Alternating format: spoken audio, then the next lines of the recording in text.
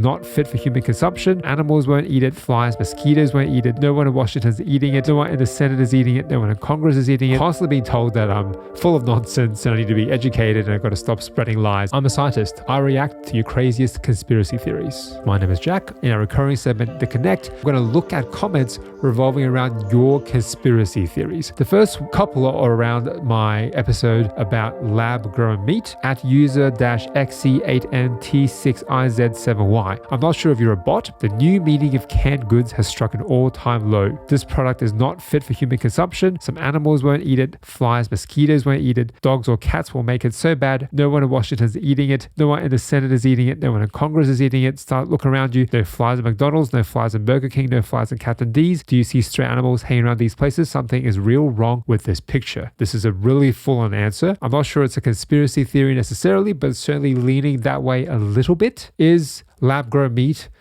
not even fit for flies in McDonald's? Most McDonald's are actually pretty clean. This is a bit of a myth because the people who are making lab-grown meat, they let people taste it and it tastes pretty normal. It still tasted like chicken. It looked white. If you were to give it to people in a burger, you didn't tell them it was lab-grown meat, I think most people wouldn't be able to tell the difference. The long-term effects of this category of meat is not known because it just hasn't been around for long enough. When you break it down at the molecular level, it is just amino acids, and we have amino acids in all of our bodies. So safety isn't so much my concern. If you really want to push on the fact that it may not be so safe, there are so many things in the world that aren't safe that people are perfectly willing to try every single day. There are many other types of processed meats that we can buy infused with chemicals to preserve it for the long run. Red meat has a very strong correlation with heart disease, but people eat red meat every single day. They have no problem with it, but we very clearly know it has a very strong link to heart disease. People don't care about safety if they really want it. I think they're really talking about a different argument and that they're scared of something that's new. That's perfectly okay. I don't think it's going to be successful, but it's not because it's not safe.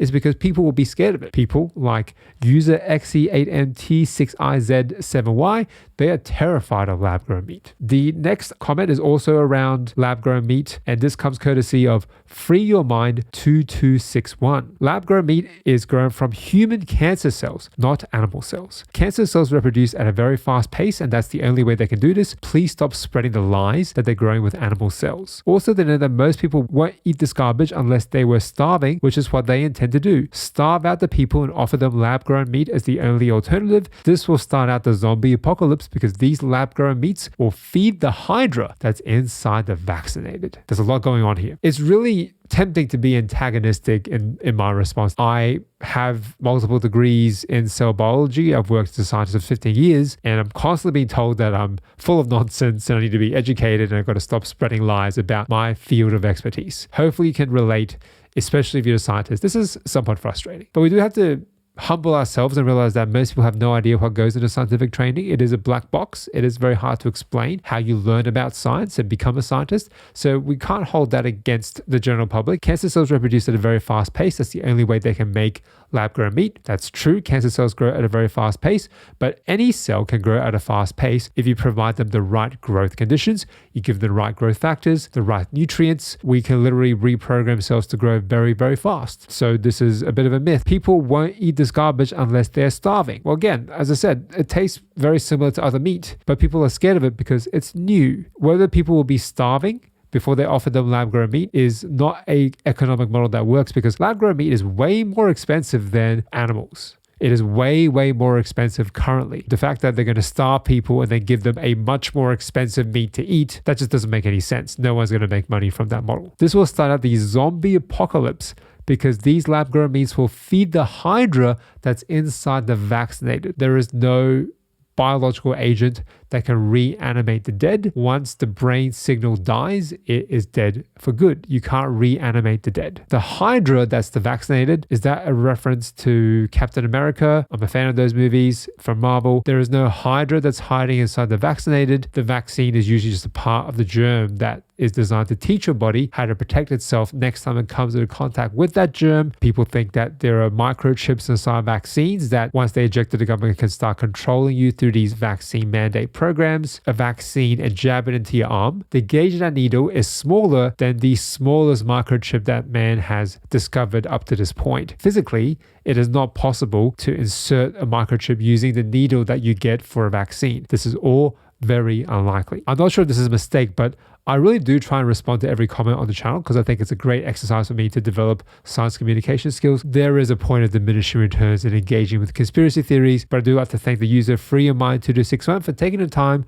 to engage with these videos. The last conspiracy theory comes from my last episode, Deadly Mushrooms and the 5 most deadly poisons in the world. It comes courtesy of a user, someone in the comments, saying no one has the ability to discern an edible mushroom from a toxic mushroom is just incorrect. Plenty of cultures forage mushrooms safely, but we live in a mycophobic culture where mushrooms have been demonized. Mushrooms are amazing organisms and can be highly beneficial to humans. Reishi and cordyceps, for example. I agree with this comment in many respects, and I did respond to this user multiple times. Of course, people have the ability to discern an edible mushroom from a poisonous mushroom. Otherwise, how did these mushrooms appear in the supermarket for any of us to buy? The question is going to be how you discern it. Is it just visually, or is it by running lab tests? Because running lab tests is the only definitive and reproducible way of telling apart a poisonous mushroom from an edible mushroom that's very innocuous. The visual test that you do, even the world's foremost experts on a bad day